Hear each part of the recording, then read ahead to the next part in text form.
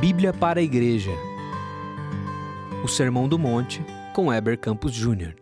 Olá, queridos irmãos, estamos aqui para estudar a Bíblia mais uma vez juntos. Nós estamos estudando a porção do Sermão do Monte, que está lá no Evangelho de Mateus, e o texto de hoje é Mateus capítulo 5, versos 17 e 18. Quero convidar você a acompanhar a leitura que eu vou fazer desses dois versos. Mateus capítulo 5, versos 17 e 18. Diz assim: Não penseis que vim revogar a lei ou os profetas. Não vim para revogar, vim para cumprir. Porque em verdade vos digo, até que o céu e a terra passem, nenhum i ou um tio jamais passará da lei, até que tudo se cumpra. Nesse trecho do Sermão do Monte, nós temos o início de uma explicação profética de Cristo acerca da lei. Veja, o início do Sermão do Monte trabalhou a ideia da felicidade, da satisfação, da alegria, da bênção de estarmos em Cristo e das características chamadas bem-aventuranças. Nós também trabalhamos a ideia da influência, do impacto do caráter nas analogias de sal e de luz. E agora, Jesus começa a explicar qual é o papel dele enquanto mestre em ajudar as pessoas a entender a lei de Deus. E a primeira coisa que ele diz é: eu não vim revogar a lei, eu não vim descartá-la. Dá para você entender por que Jesus Cristo diz uma coisa dessas, não é? Afinal de contas, ele por vezes foi atacado de alguém que despreza a lei. Ele cura no sábado, ele parece que não tem as mesmas preocupações com a limpeza e regras com respeito às cerimônias. Então, na cabeça de alguns da sociedade judaica, Jesus parecia não se importar com a lei. E ele vai mostrar o contrário. Ele vai mostrar que ele tem grande estima pela lei e vai mostrar a profundidade da lei. Antes do que substituí-la, ele vai confirmá-la e aprofundar a nossa percepção da lei. Tanto é que Jesus Cristo vai mexer o tempo todo na motivação por trás de nossos atos. Uma primeira lição que a gente tira dessa passagem é que pecado é muito mais profundo do que só alguns maus hábitos que a gente tem. Não é só algumas práticas que saem do nosso dia a dia. Não, pecado tem a ver com a raiz. Portanto, mexer na moral significa mexer na nossa raiz. E é aqui que Jesus vai ensinar muita coisa nesse trecho do sermão. Esse é o início de um trecho que depois virarão 6 antíteses. A partir do versículo 21 até o final do capítulo 5 de Mateus, a gente vai ter 6 vezes em que Jesus Cristo diz assim: ouvistes que foi dito, eu porém vos digo. Quer dizer, ele está contestando alguma coisa do entendimento da lei dos seus dias. Não é que ele esteja contestando a lei mosaica em si. Jesus Cristo não faz oposição à lei mosaica, pelo contrário, ele se importa tanto com a lei conforme o povo judeu havia recebido, que no verso 19, que a gente não leu, ele fala de ela ser cumprida toda. Melhor dizendo, no 18, fala que nenhum i ou um tio jamais passará da lei até que tudo se cumpra. Veja que existe aqui um prazer na lei, um interesse em que ela seja cumprida. Tá? Então, Jesus não está se opondo à lei, até porque a lei é imutável no seu caráter moral. A lei reflete o caráter de Deus, portanto, ela não é passível de mudança.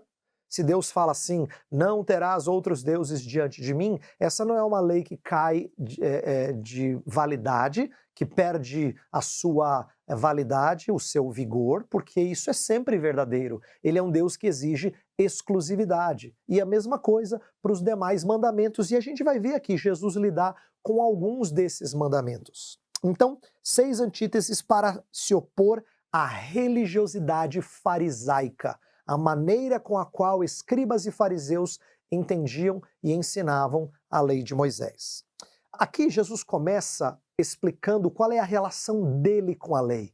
E essa parte é muito importante. Antes de interpretar a lei para os seus ouvintes, ele precisa explicar qual é a relação que ele, como Messias, tem com a lei. Então ele começa dizendo: não penseis que vim revogar a lei ou os profetas. Aqui Jesus Cristo não está lidando só com o Pentateuco, ele está lidando, na verdade, com todo o Antigo Testamento. Lei e profetas são um resumo de duas das grandes partes do Antigo Testamento. Então ele quer dizer assim: eu não vim romper com essas coisas. Isso aqui é muito importante, porque dá para a gente entendimento que Jesus Cristo está em continuidade com essa história que começou lá atrás no Antigo Testamento. Então entenda que quando ele cumpre o Antigo Testamento, ele cumpre nos mínimos detalhes. A ideia do i ou tio, conforme a tradução do versículo 18, é uma letra pequena ou os risquinhos que diferenciam as letras do hebraico. A ideia é cada detalhe da história divina aponta e se cumpre em Cristo.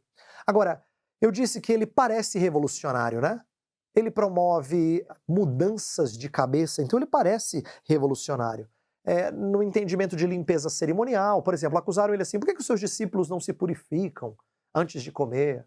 Ou por que ele cura no sábado, como já foi dito? E ele vai mostrar o entendimento e o propósito e a intenção, o espírito da lei.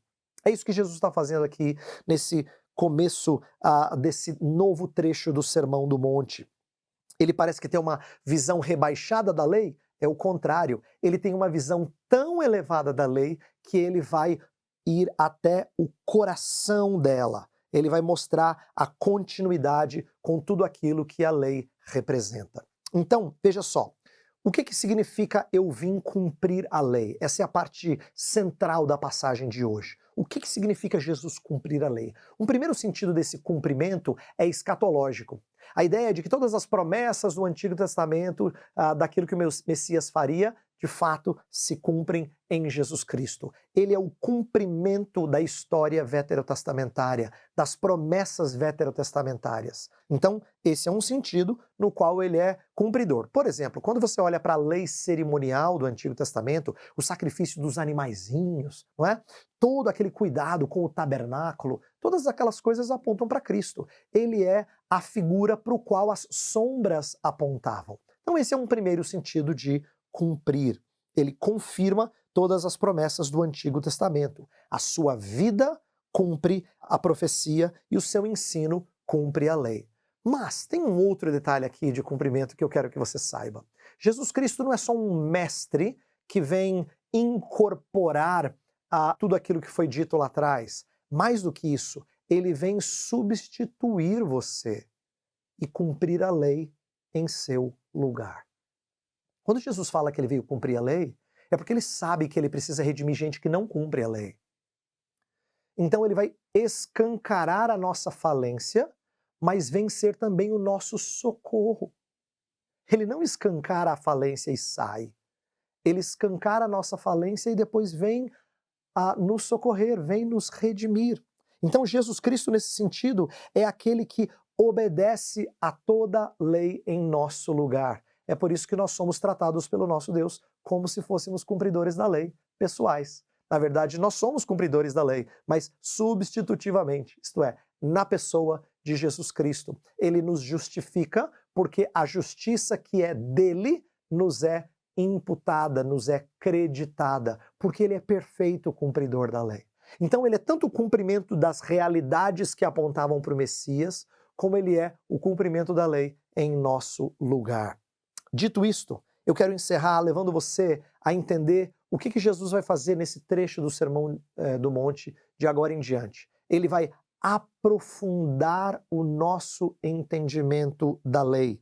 O entendimento farisaico era muito centrado em religiosidade externa. E o que Jesus Cristo faz aqui é focar, é concentrar-se em motivações internas. Por isso que toda a discussão do restante do capítulo 5 vai ser voltado para você tem essa impressão de que cumprir a lei é isso, pois eu vou mostrar que é mais do que isso. Jesus Cristo vai levar-nos a entender que a lei começa a ser cumprida no nosso interior. Assim como a cobiça já é pecado e não a prática somente, que é resultado da cobiça, mesma coisa com a obediência. Nosso impulso interno já é agradável a Deus e ela redunda em atos santos. Então eu quero que você aprenda no dia de hoje a ler a palavra de Deus, entendendo que ela mexe primeiro e precisa transformar primeiro o nosso interior, para que aquilo que sai dele seja de fato condizente com a raiz. Se Deus mexer na sua raiz, é certo que os frutos combinarão com ela. Minha oração é que você peça ao Senhor que faça mudança em você, de dentro para fora. Não queira que Deus simplesmente mude alguns dos seus hábitos, algumas das práticas que são pecaminosas. Peça para Ele mexer lá dentro. E o que resultar disso, certamente agradará ao Senhor.